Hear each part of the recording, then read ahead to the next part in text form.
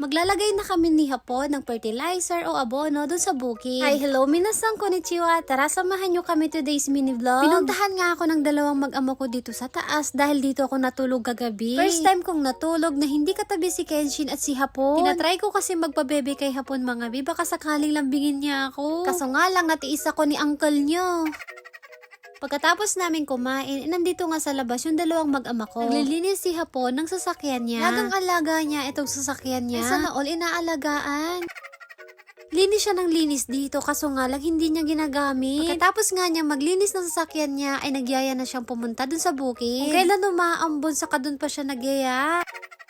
Kinuha ko na nga tong bota at pati na rin tong gloves. Nagwalis lang ako dito saglit kasi maraming dumi. Tapos naming mailagay yung mga gamit dito sa sasakyan ay dumiretso muna kami dito sa Halkian shop. Tatas daw kasi yung gloves na gagamitin ko kaya bibili daw siya ng bago. Bumili na rin siya ng timba dahil gagamitin namin to dun sa bukid. Tapos namin bumili ay dumiretso na rin siya sa counter para magbayad. Yun na nga, nagabulan pa yung dalawang mag-ama ko.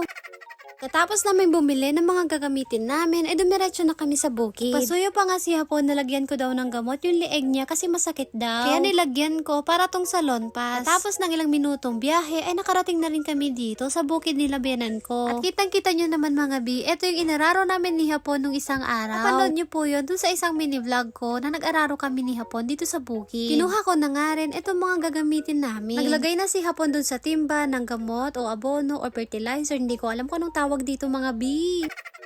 Parang tama ata ako mga bi, correct me if I'm wrong. Uy, English yun mga ante. Granular o granular lime magnesium ang tawag dito sa powder na to. Si Kenshin naman, ayun, meron din siyang sariling trabaho.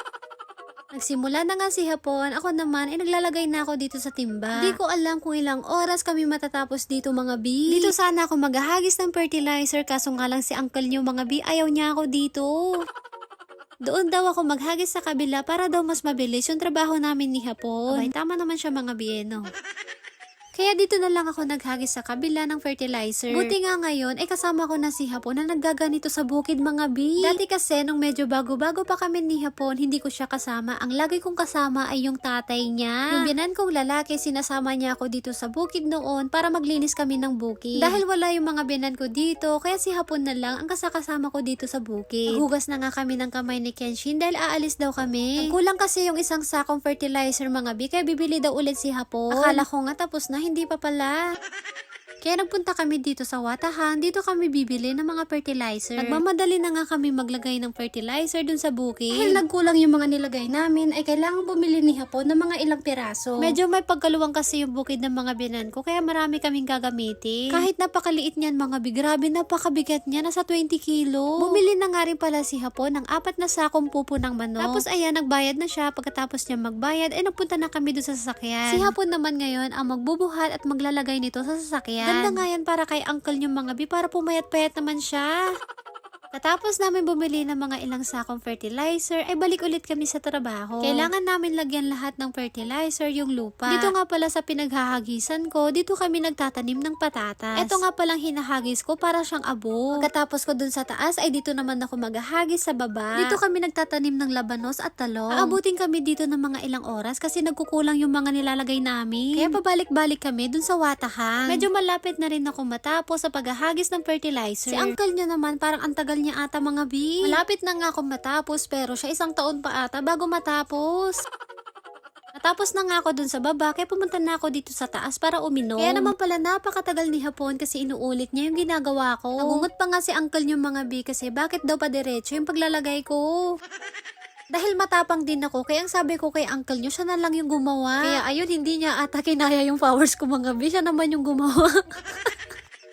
Nung natapos na siya mga ante, ay dito naman siya sa taas naglilinis. Naglagay na rin siya ng gamot dito sa mga tanim naming flowers. Dahil makapal yung damo, kaya dinadamuhan niya muna. Kapag autumn season naman mga bi, ay dito kami nag-harvest ng kaki o persimmon. Pagkatapos ng 4 na oras sa wakas, ay natapos din kami. Sakto nga mga bi, nung natapos kami, ay umaambon na. Habang pauwi kami, ay dumaan muna kami dito sa dating restaurant ng mga binan ko. Dito nga pala dati yung unang negosyo nila Hapon. Hotel dati yung minamanage nila Hapon, tapos dito siya nagtatrabaho at nag pagluluto. Sinilip lang niya kung meron pa daw yung cherry blossom na tinanim ng lolo niya. Pagpunta nga namin doon mga bi, ay wala na, naputol na ata nila. Itong mga to naman ay iba, hindi sa kanila to. Bago kami umuwi, ay dadaan muna kami dito sa Tosha. Bibili kasi kami ng itlog. Tuwing Martes ay mura ang itlog dito sa Tosha. Kaya dali-dali na rin kumuha si Kenshin ng itlog. And fast forward na nga po mga bi, pagka uwi namin dito sa bahay, ay nagdabo na kami ni Hapon. Lilinisin namin to dahil maglalagay din kami dito ng fertilizer. Sa mga oras na to ay umaambon na rin. Ewan ko ba dito sa uncle yung mga bi, medyo sinisipag ata siya ngayon.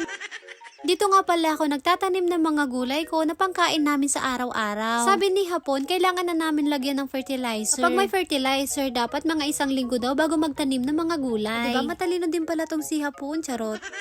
Pagkatapos naming maglinis dun sa bakuran, ay lilipat ko naman tong halaman na nabili ko. Ilalagay ko lang siya dito sa mas malaking paso. Pagkatapos kong mailagay, ay diniligan ko na rin. Agad na nga rin pala ako nagsaing ng kanin kasi anong oras na. Baka kasi nagugutom na yung dalawang mag-ama ko. Sa mga oras nga pala na ito, ay naliligo na si Hapon. Tapos kong magsaing, ay sinampay ko muna tong mga basahan dito sa taas. Saktong-sakto dahil bukas baka tuyo na to. Dito ko na sila sinampay kasi wala nang space sa baba. Tapos kong magsampay ng mga basahan, ay nagluto na rin ako ng ulam namin. Dabong pusit nga itong naisip kong lutuin. Kumukulo na rin yung tubig kaya naglagay na rin ako dito ng dashi. Ito yung nilalagay kong pampalasa kapag nagluluto ako ng miso syrup. Kailangan ko na rin bilisan sa pagluluto mga bi kasi anong oras na. Ay mga housewife, kahit pagod tayo sa maghapon ay naasikaso pa rin natin yung pamilya natin. Ay yung gagawa at mag-aasikaso ng pagkain nila. Kahit pagod na tayo sa maghapon ay hindi naman tayo pwedeng magreklamo. Habang nagluluto ako ay tapos na nga rin palang maligo si Hapon. Upo na nga siya sa mesa kasi nagugutom na siya. Kaya heto yung mga tapos ko nang niluto ay binibigay ko na sa kanya. Tapos ko na ring lutuin itong miso syrup. Napakasarap humigop ng sabaw kapag ganito umaambon. Tapos na nga ako magluto mga bi kaya kakain na kami. Si Hapon naman ay hindi ko na mawari yung itsura niya mga bi.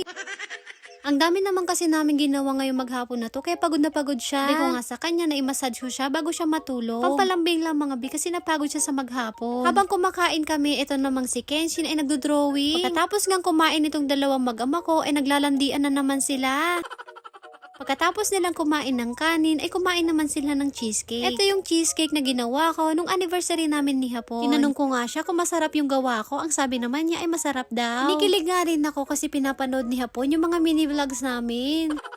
Tutuwa lang ako kasi minsan ko lang siyang makitang nanonood. Ayan, banjing-banjing muna kami dito habang nanonood ng TV. Paano ba yan mga bi? At dito na po natatapos ang aking mini vlog. Maraming salamat po dahil sinamahan nyo kami sa buong maghapon. Yun lang po, thank you for watching. Sayonara and bye!